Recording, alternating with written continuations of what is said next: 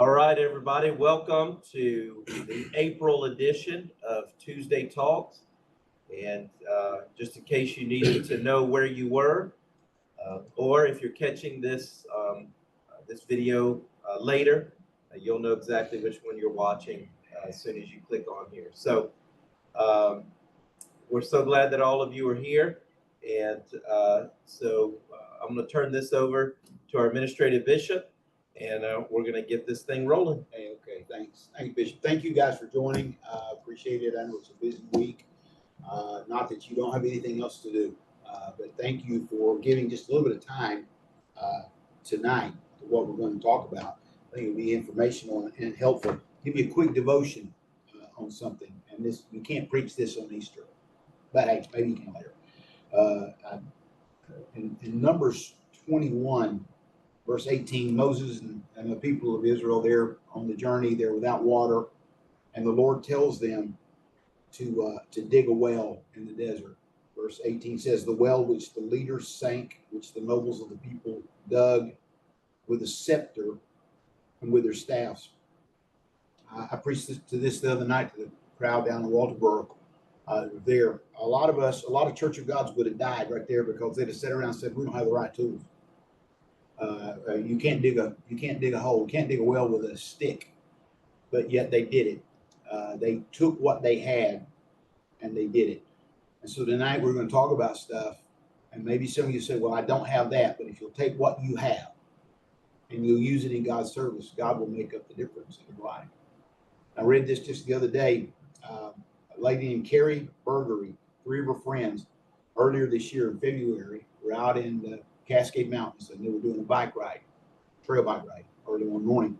4 of them going along, and a mountain lion sprang on Carrie, knocked her down off the bike, clamped onto her face, and was trying to drag her into the woods. And her 3 buddies, 3 little women, decided they were going to do something. Instead of sitting there with their jaws hanging open, they picked up some sticks and a rock. They started beating the daylights out of that mountain lion. And sticks and rocks are not optimal weapons against the mountain lion, for a lady especially. But they took what they had and they put it to use. And so finally one of them actually went over and got her bicycle and started shoving it. And actually 3 women pinned that mountain lion. Took them 10 minutes. Had the girl, had carrying her in its mouth. Finally it let go, and they pinned that thing under her bicycle until the game warden, they had called somebody and seen it, came up, and he shot the mountain lion and killed it. The woman survived, all that kind of stuff. But the point is, sometimes we don't have the optimal stuff. We don't have whatever they didn't have. They had sticks, sticks and a scepter. That's all they had. I mean, a nice little jewel thing and some walking sticks. But they dug a well where millions of people could drink water in the middle of the desert, because they were willing to put to use what they had. So tonight, I'm just telling you, God's going to bless us. We're going to do some great things. And you may say, I don't have what they have. Use what you have. Give God what you have and watch God use it, and he will bless it. We want to talk a few minutes about follow-up after Easter. Next Sunday is the biggest day of the year. I mean, it's coming. You're going to have new people in your church, people that, maybe they're the Easter Lily crowd. Maybe they've never been to church before. And it's important that we treat what God gives us, like we should. And new people especially are God's gift to you to help you grow your church and reach them for Christ. So follow-up's important. I can tell you the 25 years I pastored, if it came down the pike, I tried it. I did it. I've done it all, like some of you guys have. And but we've got three guests tonight, 3 of you guys. You're going to share a few minutes about what you plan to do with new people. So maybe get some ideas. Once all 3 of us have heard from you, we hear you share, then we'll open up, we'll have some questions, and I'll do it that way, okay? Bishop, go ahead. Yes, sir. We've asked Pastor Brandon Key from the Graniteville Community Church to share with us tonight about 10 or 12 minutes about what he's going to do this coming weekend. As Bishop said, one of the most attended Sundays of the year for our churches. So Pastor Brandon, tell us what you're going to do Sunday, or really Monday, after all things have settled. Well, I think this is one of the things that the most missed opportunity, because, we'll have all these new people, but even healthy churches really only have a 21 to 33% retention rate of all the people that come. And so you definitely want to seize the the thing. So what we've done is we've kind of put some stuff in place. Like last year, we had a 48% retention rate, and so far this year we're at 63%. So really, we're going to kind of keep doing what we're doing, and what we're doing. Easter, we try to do everything with excellence all the time. And that being said, I feel like if I can do it for Easter, I can do it for the Sunday before Easter and the Sunday after Easter. And if I'm not at that level all the time, then I feel like I'm shortchanging. I also don't try to.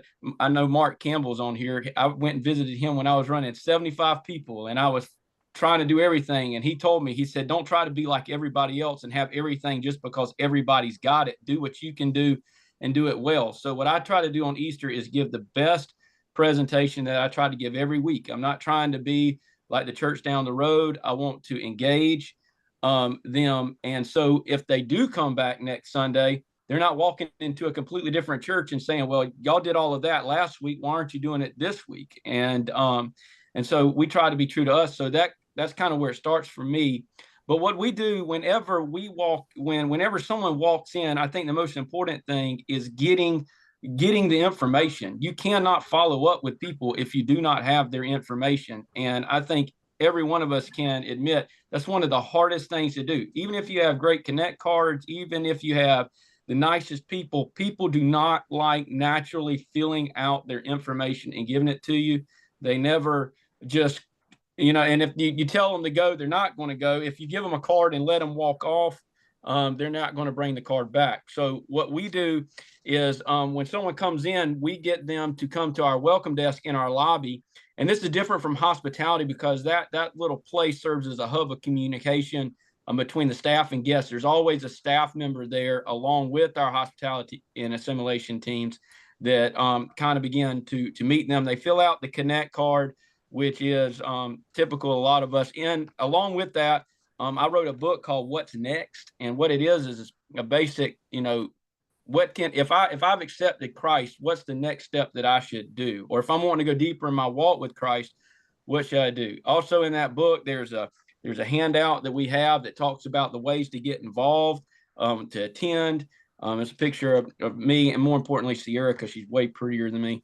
On the back, there's a magnet in there with our service times. There's a voucher in there for a free gift from our missions cafe. So all of that comes, but the most important thing is we do all that on the front end, but then on the back end, we have an entire team that kind of runs our assimilation. Used to, back when we were smaller, really all the way up until we was running about 200 people, I would end up with Connect cards and I would personally reach out. But I think that becomes expected. So what we do now is like the first week, one of my pastors and a volunteer from our church reaches out to them, asks if they have any questions from the church, let them know how much we enjoyed having them. We have a spreadsheet that's a Google Doc sheet, and it has color coded, and it also has notes. So whoever makes contact with that person the first week, they're going to write in those notes. If it's someone that's out of town, just visiting, it's color coded. We know, it's great to have them. We hope when they visit again, they'll come back. But the likelihood they're going to, they live out of town. The ones that live in town that came with a family and they said, hey, we got a church, we love your church, that's in another pocket. But if it's someone that's looking for a church, not been to church in a while, accepted Christ, it's all color coded different so that when the next assimilation team member has it, they have something in their hand.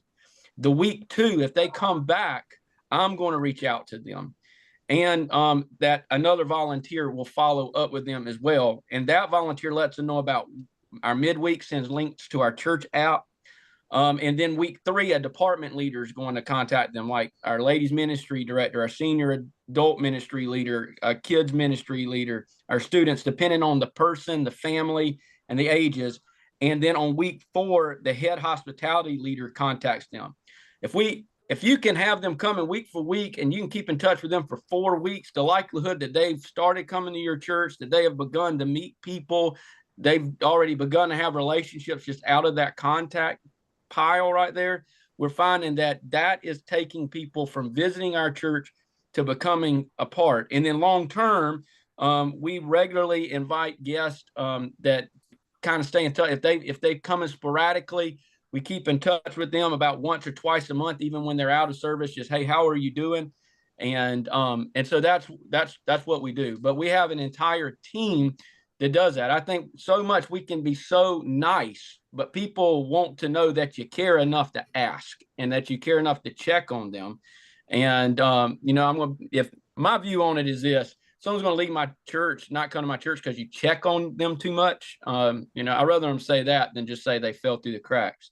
And I think the larger you get, the more intentional you have to be with it, because back when our church, like I said, was up to about 200, it was easy to keep in touch with everybody. But the larger you get, the more moving parts. And if you don't go ahead and start putting those systems in place, that's going to be the place where you're going to hit a cap and you're going to keep going down, because that's what was happening to us until 2 years ago when we kind of started doing that. So that's kind of how we do. And we're going to do for the Sunday after Easter the way I would do for the Sunday after Labor Day, if that makes any sense. So.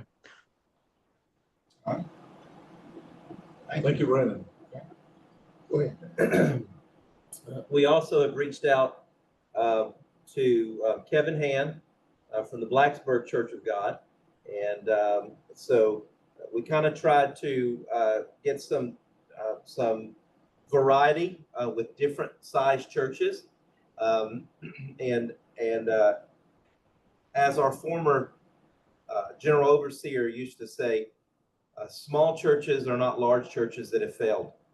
And that's important. There are things that we can put in medium-sized churches and smaller churches and really large churches that can help. And sometimes they look vastly different. So we've asked for Kevin Hand to share with us from a smaller community in Blacksburg, and to share with us his strategy for pre-Easter and post-Easter follow-up.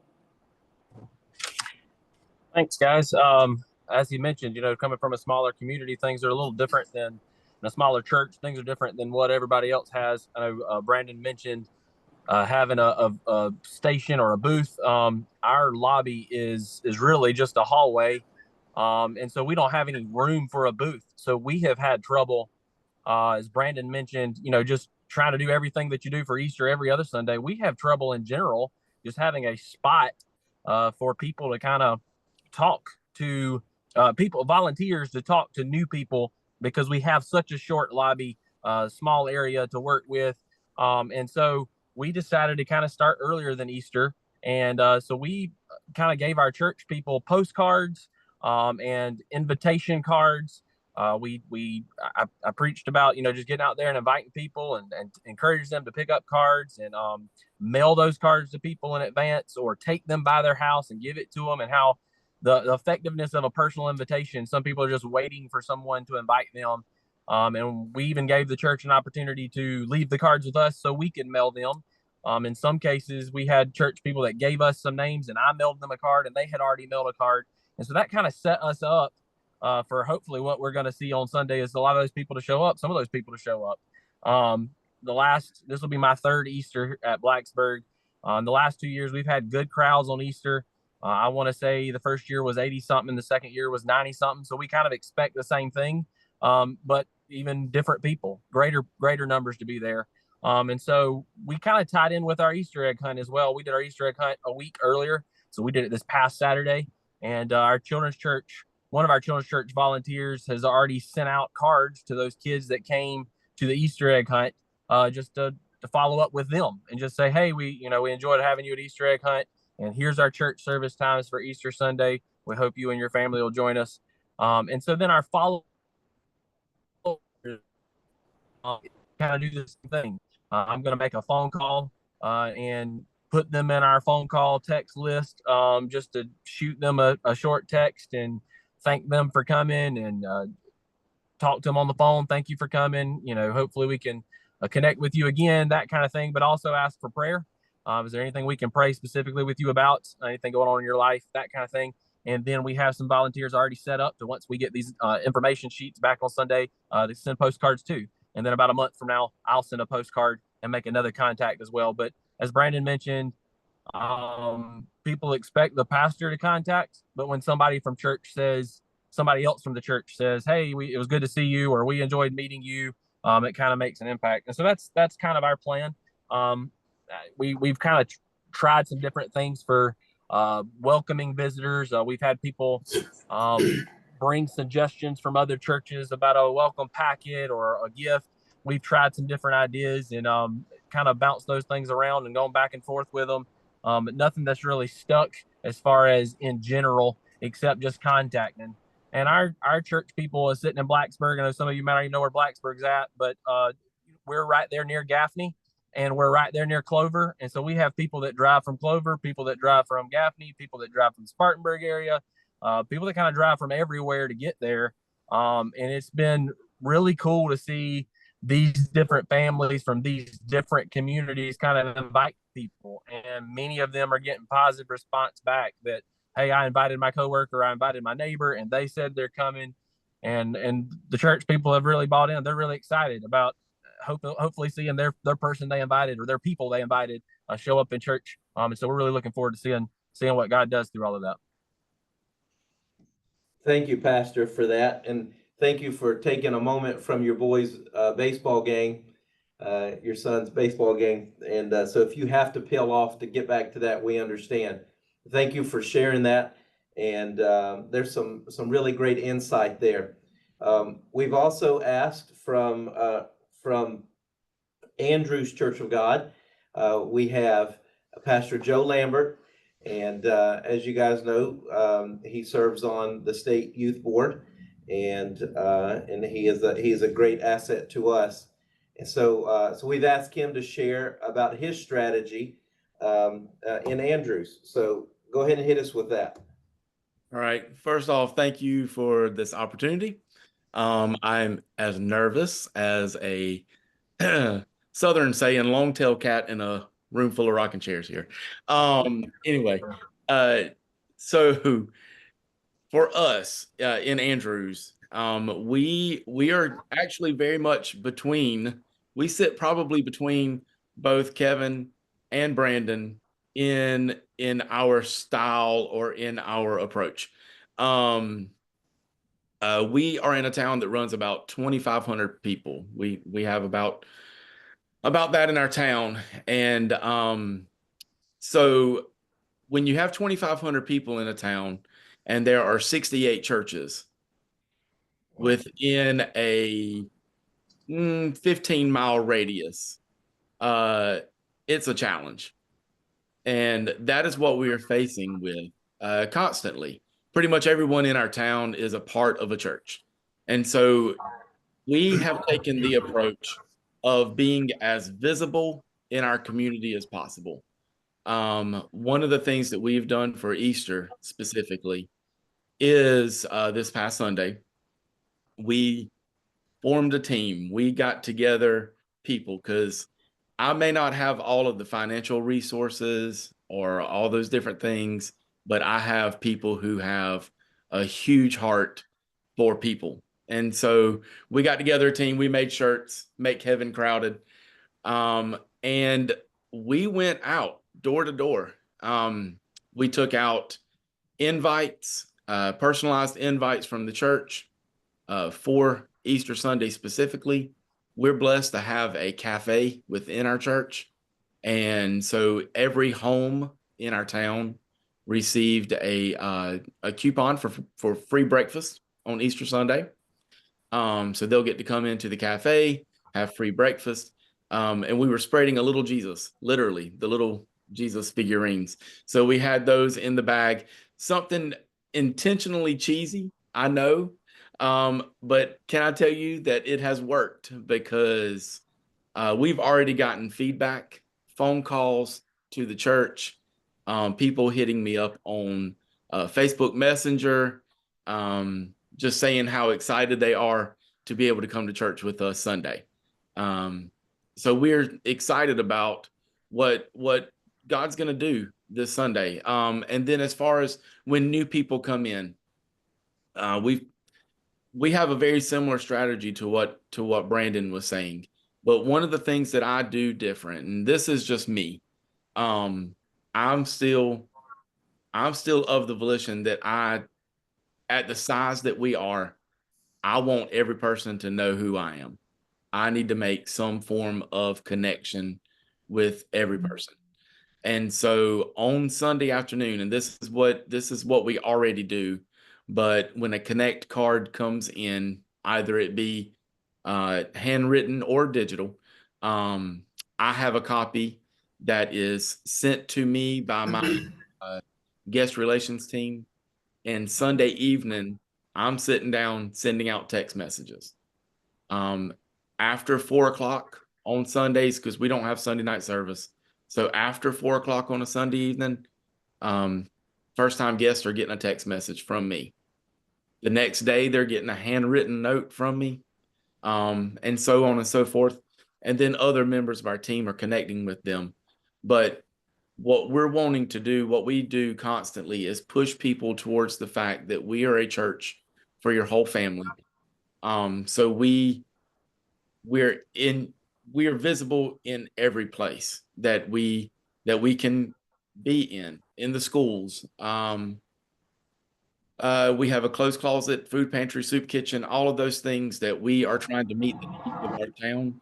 And so within that, I feel our biggest approach is to always be visible. So that's how we are trying to reach out to each person that is coming in on Easter. It's an important day. It's a big day. And it's a day that our church goes from probably 200 to about 350 on that one day. And so we're trying to retain as many as we can. That's awesome. Thank you guys for sharing what you're doing. And I know others of you are doing different things. I'm gonna give you three statements and then point to 3 or 4 different things. And we'll get questions. Okay.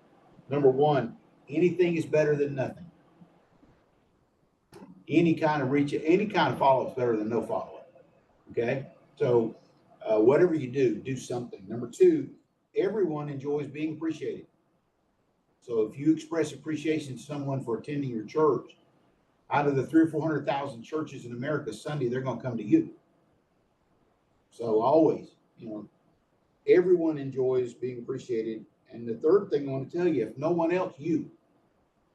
If you don't have anybody else, you do it. If you don't have a shovel, dig with a stick. That's what Moses and those people did. And so do that. I'm going to give you 5 quick things. Number one, this has been true through the years. If you as a pastor contact a newcomer, don't ever call them visitors. That implies they're never coming back. A newcomer. If you as a pastor contact a newcomer to your church within 24 hours of their visit, there's about a 30% chance they're coming back. If you wait 48 hours, that drops to 20%. If you wait 72 hours, that drops to 10%. So the quicker, the better. Here's the other side of that. If a church member does it, those rates all double. Okay. I still think, and I think what you brought out there at the end, Brother Lambert, is true. I think every newcomer deserves to hear from the pastor, and the quicker, the better. Another thing is this. How many emails do you not open that you get? I don't know about you guys, but if I miss a day, I'll have like 135 emails. And I scan down them to see how many of them are subscription things, whatever like that. And if there's 135, I'll probably open 6 that are relative. Some of them are newsletter things I just don't have time to read, that kind of stuff. So they get sent over.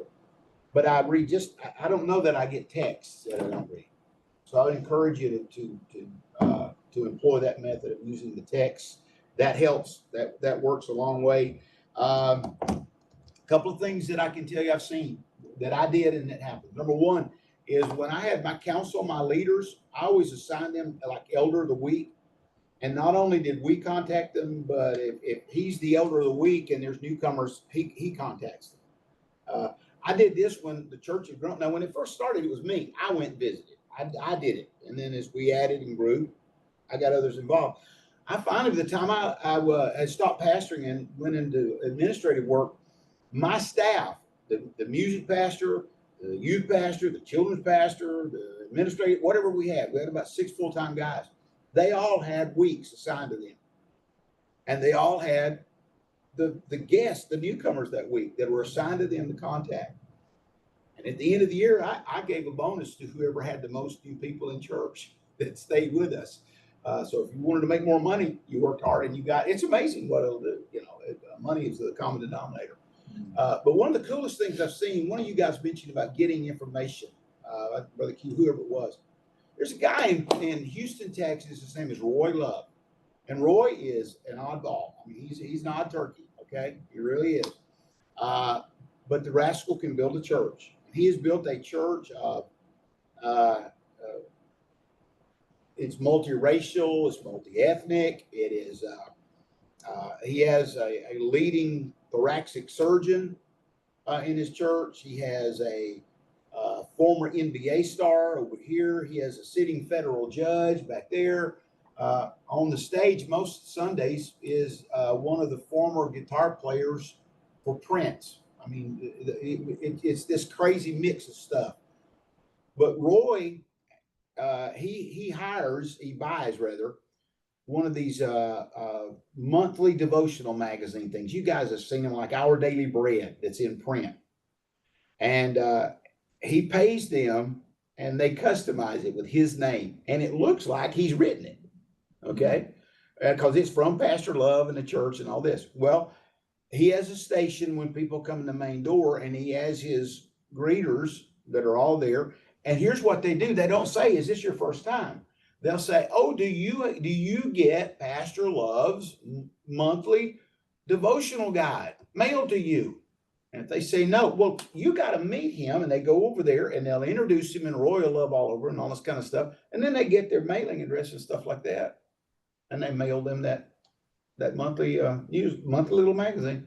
And it works like a charm. And old Roy, he'll call them on Monday. I went down there once Monday. He said, "Let me show you what I do, Pastor." And he called him. He said, "Oh, darling, it was so good to see you and Ralph with us yesterday. And those kids, we're so glad." He never finished a sentence. He's just one of those, it's so good to see. "Oh, darling, it meant so much to me, to you. Your family is so precious. And we want you to be a part of our church. And I'm going to be looking for you." And he'd do all that syrupy kind of stuff. And he hung up the phone. He said, "Now I do that, then I do this." And then he pulled the drawer open and he had hundreds of Hallmark cards. Just all kinds of Hallmark cards. He sent his secretary to the Hallmark place every week, and they bought all the closeout cards. So you'd get a card from Roy, and it didn't say "It was so good to see you in church." It was "Thinking of you today," or whatever it was like that. And you couldn't read his writing, but they put it on it. And the guy has built a church of 800 people. At one time he had another church across town of about 12 or 1,500 people. That's what he does. And he does just got that kind of follow-up, that kind of stuff. So as I said, however you do, it's up to you, you know. One of the best things I ever did in Mobile, Alabama, I had a guy, Tim Stewart was his name, and Tim was a truck driver for a living. And Tim's one of the few guys I've ever pastored who had the true gift of evangelism. He had the gift of evangelism. People would call me and say, "Look, Uncle John is down at Mobile Infirmary. He is a drunkard. He's dying of cancer. He's going to go to hell. Would you please go see if you can get him saved?" And I'd say, "Absolutely." And I'd hang up. I'd call Tim, and Tim would come in at 5:30 that evening, and he'd say, "Oh, yeah." And because Tim would have him praying a sinner's prayer before I could tell him who I was. I mean, that guy had the gift. I hired him. On Saturdays. I asked him, I said, "What do you do on Saturdays?" He said, "Well, I drive a dump truck for this guy on Saturdays." I said, "What does he pay you?" He said, $50 a week. I said, "How would you like to make $100 a week working for me?" "Oh, what can I do?" And I started giving him the contact people, all the visitors cards that we got, the newcomers cards, and he'd go visit them. And I'm telling you, in about a year, I had 50 families in that church. That rascal had won to Jesus. He just had the gift. Okay. Now, in 25 years of pastoring and double that in preaching that I've done, I probably have met 3 people in my life that had the gift. I mean, the real gift. Okay. So, you know, it just works that way. But man, if you got somebody who's really good and they're gifted at that, don't be afraid to turn them loose on them, let them try to win them to Jesus. But whatever you do, whatever you do, that's good. So questions, you guys want to ask any of these things? And I throw one out to start with. Brandon, you use the word I love. It's called excellence. Excellence. You said excellent. I want you to unpack what you mean by excellence for a second. I think we all do something. We have something we do well that sets us apart. If that's not the case, all the churches would look the same across the board. The reality is, excellent isn't necessarily, in every context, worship with an LED wall. You got the best band. You got all the right tracks and plugins, this, that, and the other. Some of that might not be who you are, not be your style. You might be Redback Kendall, this, that, and other. But what you can do is you can do the best that you can with what you have. I'm not TD Jakes. I'm not. I have a pretty good education. I went all the way. I don't put it in front of my name a lot, but because it's just not important to me. But I say I want to be all polished, and then this is what I get. But what I can say when I preach is I can preach the best I know how to preach. I can give the best sermon. No, I've studied the best I can. And I think all that God demands out of us is excellence. And with the follow through on that, in that aspect of things, as we built our assimilation team, we found reaching out with people in text, you grab more than you do. A lot of people don't pick up the phone, and we don't even try email because I hate email. I hate checking my email. I've been so late on my ministerial reports because I hate getting reminded through an email. So that's why. And but we have it kind of canned almost with our assimilation team as they're beginning, use this to start the conversation. And as they get better at it, obviously it branches off. But I think with excellence, it's giving the best you can in every area of the church. It's not trying to be better than another person. It's trying to be the best that you can be and do the best you can do. Kind of having done all the stand concept. So that's one of my values at our church. It has been for 12 years. And that was when we were running 27 people. With a building that was falling apart. You can be excellent with very little. And you can not be excellent with a lot. And so that's just something. Very good. Well, Pastor Joe, let me ask you this. What is something that you would say your church is the best at? Or what is the best thing that your church does? Oh boy. All right. So for me, I feel what we are the best at is identifying a need in our town and meeting it. Because that's been our heart behind everything we do. So our town has high poverty level. So we have the clothes closet, the food pantry, and the soup kitchen. But one of the things that our town also suffers with the most is lack. I hate to say it, but lack of joy. Everyone in the town just has this doom and gloom, I guess I could say. Other than getting our state youth director to come dressed as an Oompa Loompa to the church would be our Christmas event that we do each year. We've done this now. I've been the lead pastor at the church. I've been here for 25 years, but I've been the lead pastor for 5. Well, this August will be 5. And so for the last 3 years, we've been blessed to put together this Christmas event that we give away about $40,000 worth of gifts. We decorate our entire facility, and we will have somewhere around 1,200 people come through our property in one day. We share the gospel. We had 65 kids and adults this past Christmas give their heart to Christ for the first time in our theater. which was a part of the event.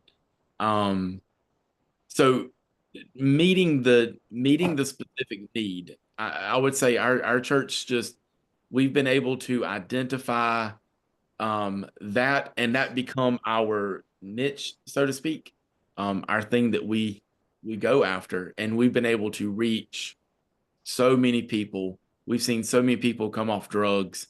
We've seen so many lives changed, just because we're getting our hands dirty and getting there in the middle of it and trying to make a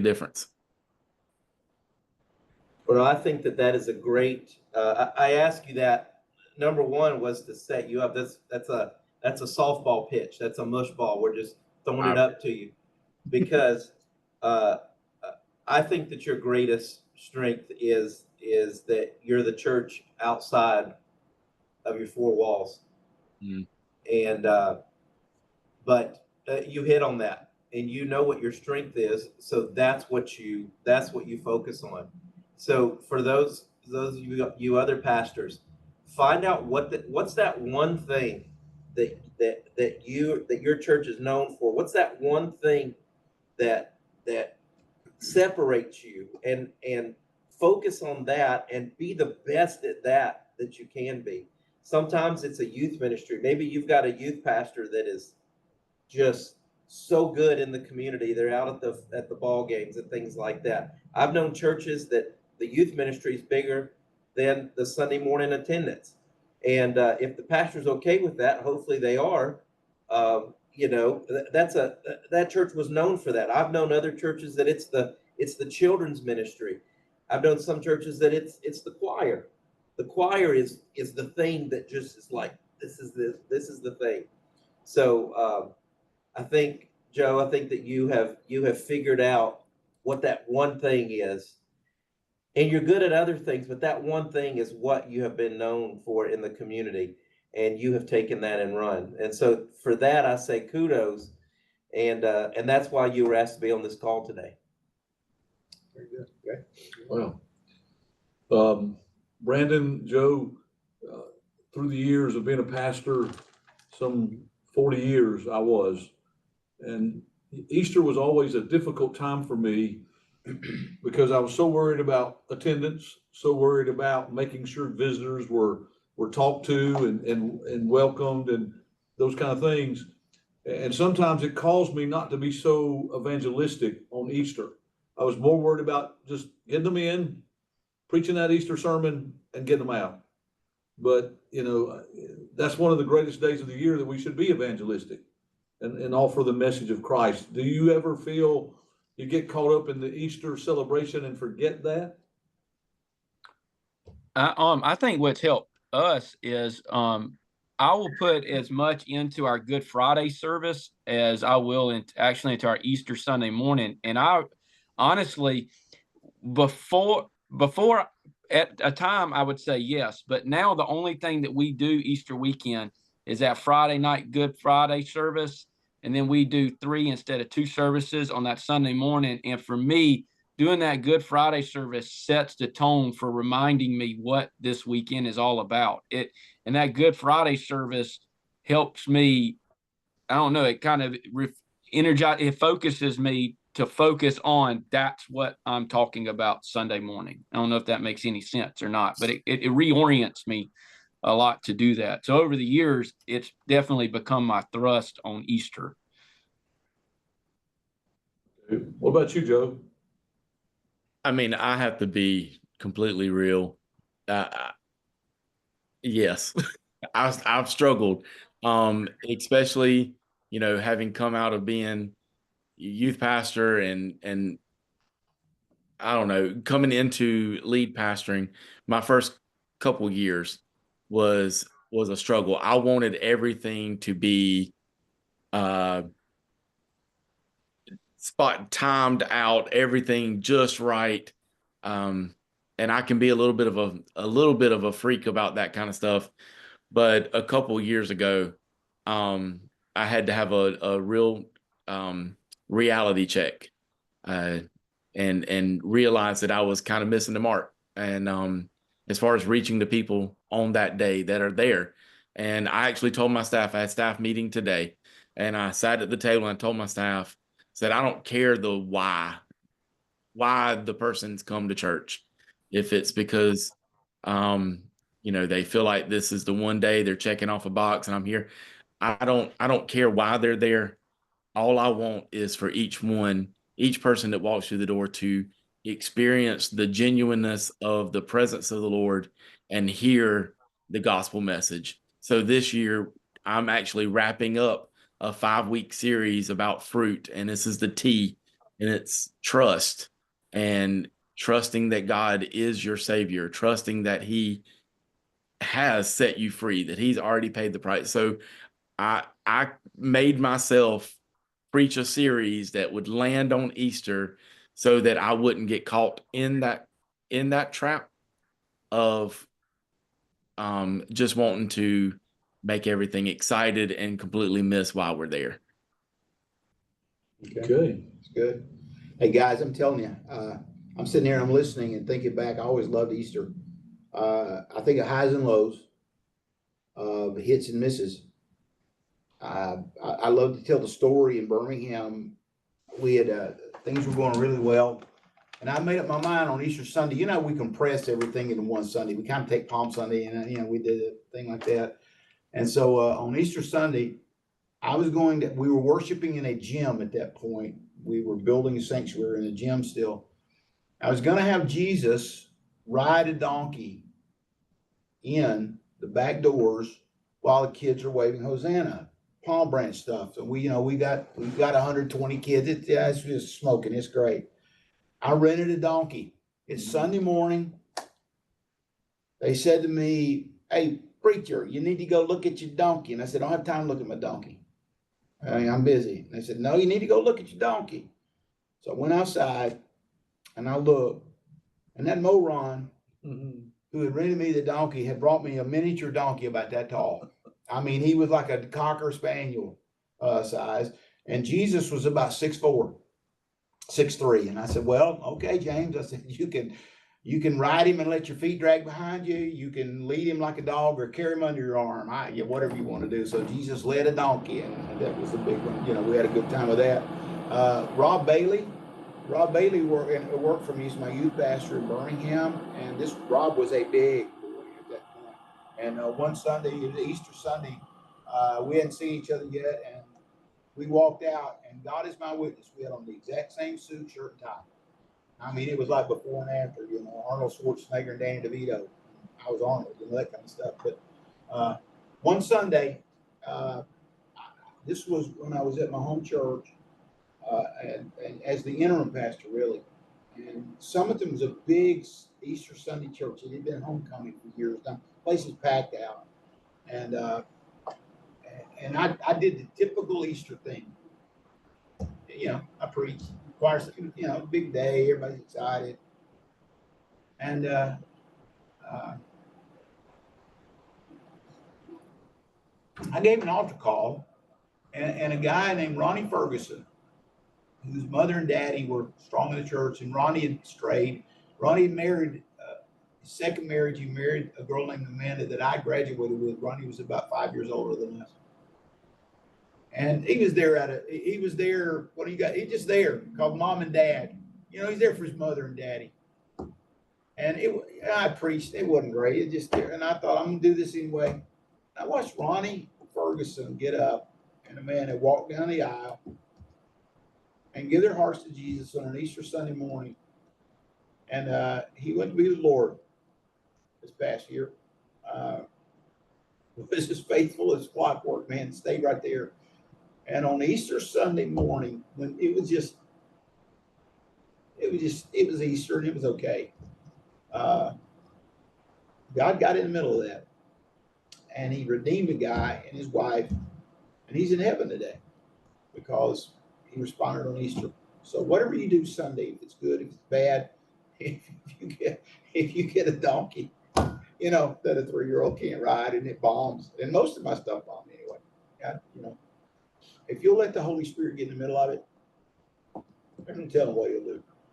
And it may just be one person, but I'm telling you, I'm talking about something that happened Let me think. 39 years ago. 39 years ago. This Easter, that's when that happened. And Ronnie Ferguson is in heaven today because of what happened to him on Easter Sunday 39 years ago. So you let the Holy Spirit get into work and give it your best. Be as excellent as you can. And let the Holy Spirit work and do his thing. And then follow up, however you do it, follow up with people. Let them know you love them. Let them know you're thrilled. Let them know you were so glad they were there and you're there for them. And see what the Holy Spirit will do in your life. Any questions you guys have, you want to ask or raise? Anything?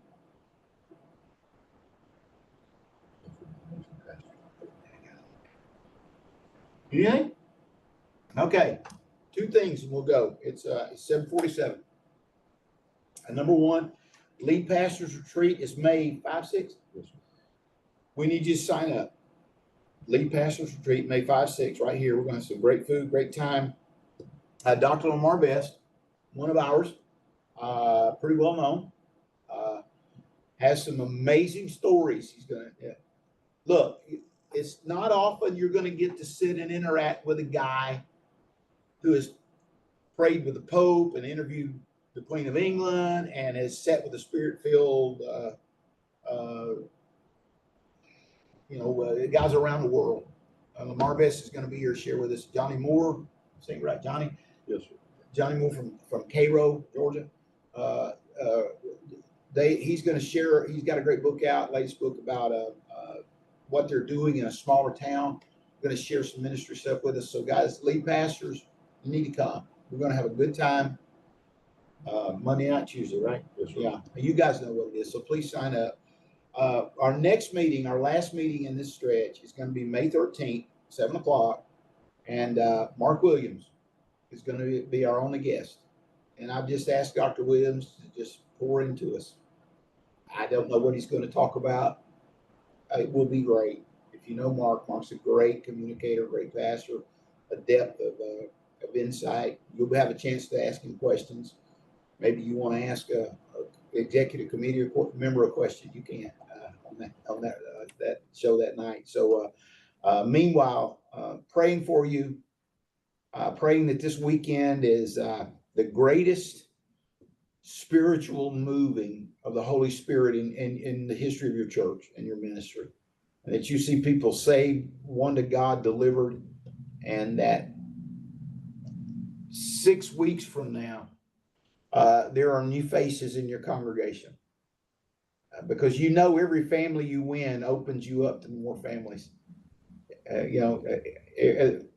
do. They come and they know people nobody else knows in your church, and they'll open the door for you. Every church needs an occasional Lazarus. You need a resurrection, somebody getting saved that helps you reach new people. Okay, and so God will help you. So anything else? Anybody? We're about to go. All right. Hey, thanks for tuning in tonight. Bless you, and we're praying for you. If we can ever help, give us a call. Okay. Blessings.